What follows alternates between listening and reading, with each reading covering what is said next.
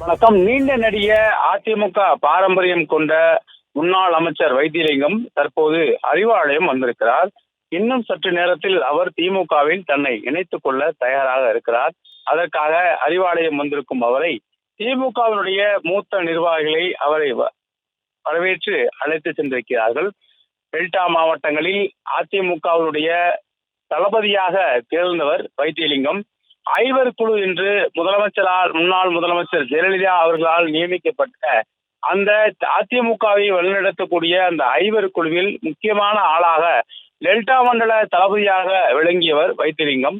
தொடர்ச்சியாக பல்வேறு அரசியல் சூழல் காரணமாகவும் அடுத்தடுத்து அவர் எடுத்து வைத்த பல்வேறு முயற்சிகள் எடப்பாடி பழனிசாமி அவர்களுக்கு எதிராக ஓபிஎஸ் உடனான அந்த அணிமாறுதல் உள்ளிட்ட பல்வேறு காரணங்களாலும் அவர் அரசியலில் பல்வேறு காரணங்கள் அடிப்படையில் அவர் சமீப காலமாக ஓரம் கட்டப்பட்டிருந்தார். இந்நிலையில் அவர் தன்னை திமுகவில் இணைத்துக் கொண்டிருக்கிறார்.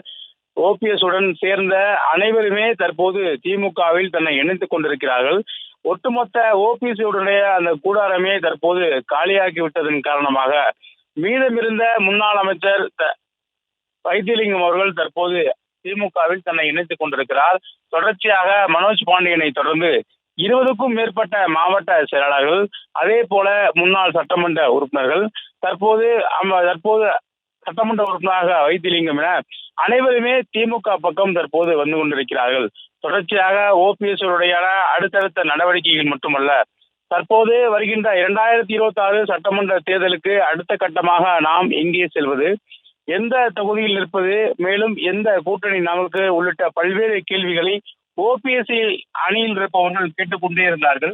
அந்த அடிப்படையில் தான் பாஜக கூட்டணியில் அதிமுக தற்போது வலுவாக உள்ள நிலையில் ஓபிஎஸ் உடனான அந்த சமரச பேச்சுவார்த்தை என்பது இனி வாய்ப்பு இல்லை. நாங்கள் ஓபிஎஸ்ஐ ஏற்க மாட்டோம், கட்சியில் எந்த ஒரு பதவியும் கொடுக்க மாட்டோம், அவரை அடிப்படை உறுப்பினராக கூட நாங்கள் ஏற்க மாட்டோம் என டெல்லியில் எடப்பாடி பழனிசாமி அவர்கள் தெளிவாக சொல்லிவிட்ட பிறகு வேறு வழியின்றி ஓபிஎஸ் உடைய ஆதரவாளர்கள் மாறி செல்ல வேண்டிய ஒரு சூழல் இருக்கிறது. அதன் அடிப்படையில் தான் தற்போது அவர்கள் திமுகவில் தன்னை இணைத்துக் கொண்டிருக்கிறார்கள்.